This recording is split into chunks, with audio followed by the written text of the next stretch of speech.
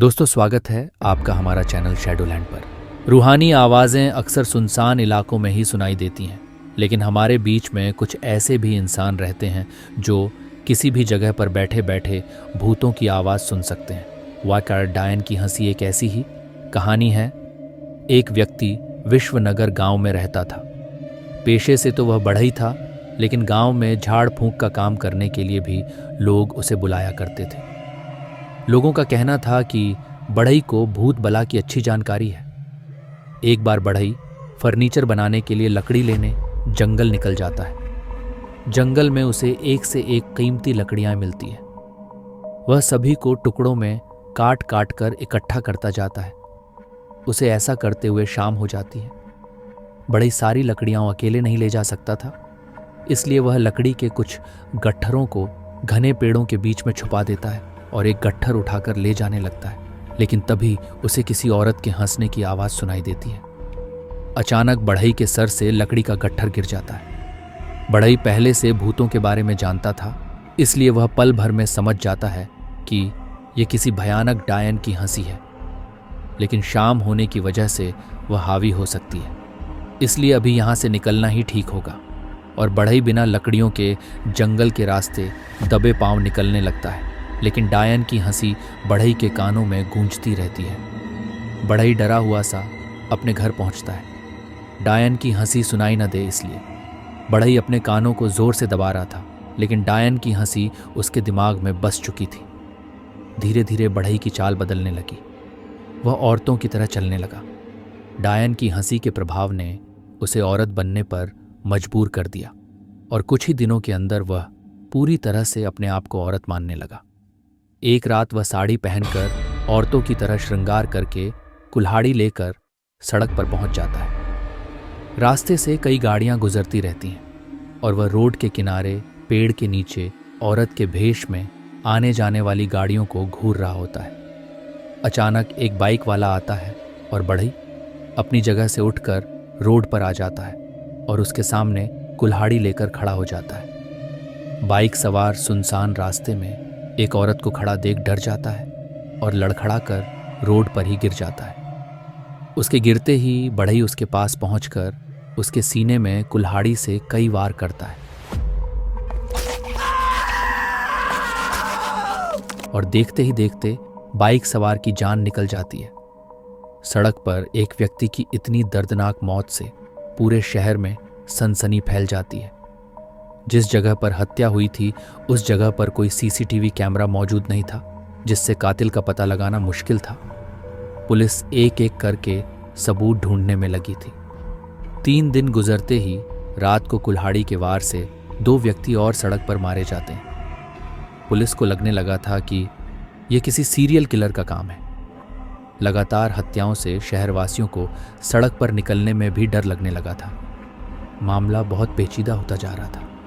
तभी पुलिस के हाथ एक सुराग लगता है। मरने वाले तीनों व्यक्ति एक दूसरे के रिश्तेदार निकलते हैं। पुलिस मरने वालों के परिवार से पूछताछ करती है। दरअसल पुलिस को शक होता है कि हो सकता है इनकी कोई खानदानी दुश्मनी है, जिसकी वजह से ये हत्याएं हो रही हैं। तभी अगली रात एक और व्यक्ति अपनी कार सहित खाई में गिर जाता है और जब उसकी कार खाई से निकाली जाती है तो पता चलता है कि कार के कांच में किसी ने पत्थर से वार किया था, इसलिए गाड़ी का बैलेंस बिगड़ गया और गाड़ी खाई में जा गिरी।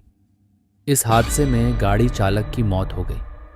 इत्तेफाक की बात तो यह थी कि यह गाड़ी चालक भी इन्हीं तीनों का रिश्तेदार था। बढ़ई लगातार एक के बाद एक हत्याएं करता जा रहा था, लेकिन उसके ऊपर किसी को शक नहीं हो रहा था। डायन की हंसी बढ़ई को अपने कब्जे में ले चुकी थी और अब वह वही कर रहा था जो डायन चाहती थी। पुलिस को एक बात तो समझ में आ जाती है कि हत्याएं एक ही परिवार के लोगों की हो रही हैं। इसका मतलब उनके परिवार से किसी की दुश्मनी है। तभी इनका कोई दुश्मन लगातार इन्हीं के परिवार पर हमला कर रहा है। अब पुलिस उस परिवार के सभी ऐसे रिश्तेदारों की सूची तैयार करती है जो उस शहर में रह रहे होते हैं, ताकि उनको बचाने के लिए सुरक्षा दी जा सके। और एक रात बढ़ई कुल्हाड़ी लेकर जा रहा होता है। तभी एक व्यक्ति की नज़र उस पर पड़ती है। इतनी रात सुनसान सड़क पर एक औरत को हथियार के साथ देखते ही उसे शक होता है और वह पुलिस को सूचना दे देता है। शहर में हत्यारे की तलाश चल रही होती है और इसी बीच पुलिस को एक संदिग्ध औरत की सूचना मिलती है। पुलिस तुरंत मौके पर पहुंच जाती है और बढ़ई को चारों तरफ से घेर कर गिरफ्तार कर लिया जाता है। गिरफ्तारी के वक्त बढ़ई डायन की तरह हंसने लगता है। पुलिस को उस पर संदेह होता है क्योंकि यह एक औरत नहीं बल्कि आदमी है।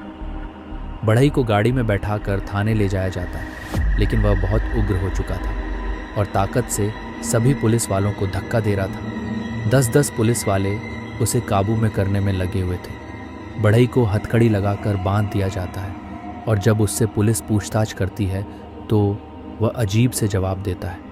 वह शक्ल से आदमी था, लेकिन वह अपने जवाब एक औरत की तरह दे रहा होता है।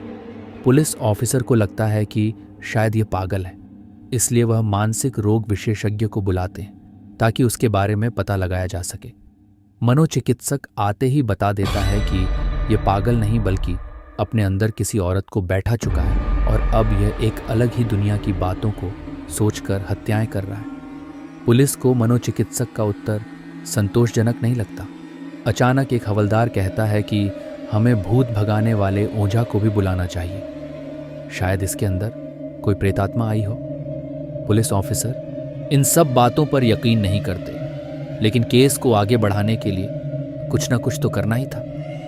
श्मशान से एक ओझा को पुलिस की जीप में बैठाकर ले आया जाता है। ओझा आते ही बढ़ई के चेहरे में विभूति फेंकता है और बढ़ई तुरंत सब कुछ बताने लगता है और आधे घंटे के अंदर ही पुलिस को सारी कहानी समझ में आ जाती है। दरअसल 3 माह पहले एक बस बारात लेकर सड़क से जा रही थी और रास्ते में एक लड़की उसी बस से टकरा जाती है और वह घायल हो जाती है। तभी बस में बैठे बाराती उतरकर उसे अस्पताल पहुंचाने की जगह वहीं किनारे जंगल में ले जाकर एक गड्ढे में मरा हुआ समझकर जिंदा ही दफना देते हैं। और ये वही लड़की की आत्मा है जो बढ़ई के अंदर आकर उन्हीं रिश्तेदारों को एक एक करके मार रही है जो उस बारात में शामिल थे। पुलिस को सारा मामला समझ में आ जाता है। पुलिस ओझा से कहती है कि आप अपनी प्रक्रिया पूरी करिए और उस प्रेतात्मा को बढ़ई के शरीर से बाहर निकालिए। ओझा अपनी पूजा विधि के द्वारा डायन को काबू में कर लेता है। ओझा प्रेतात्मा को विश्वास दिलाता है कि उसके साथ न्याय होगा, वह लोगों की हत्या करना बंद कर दें। और इसी दौरान बढ़ई बेहोश हो जाता है और कुछ समय के बाद जब उसे होश आता है तो वह सामान्य बर्ताव करने लगता है। पुलिस उसी जंगल में जाकर उस लड़की की लाश का पता लगाती है और एक एक करके सभी रिश्तेदारों को हिरासत में लिया जाता है। बढ़ई के ऊपर हत्याओं का इल्ज़ाम होता है, लेकिन बढ़ई को पूरी तरह दोषी नहीं पाया जाता है। उसे मानसिक रोगी मानते हुए 1 साल पागल खाने में रहने का आदेश दिया जाता है और इसी के साथ डायन की हंसी बढ़ई को सुनाई देना हमेशा हमेशा के लिए बंद हो जाती है। दोस्तों, अगर आपको हमारी आज की वीडियो अच्छी लगी हो तो चैनल को सब्सक्राइब करना ना भूलिएगा और अगर वीडियो अच्छी लगी हो तो वीडियो को लाइक ज़रूर करें। आपका दिल से धन्यवाद।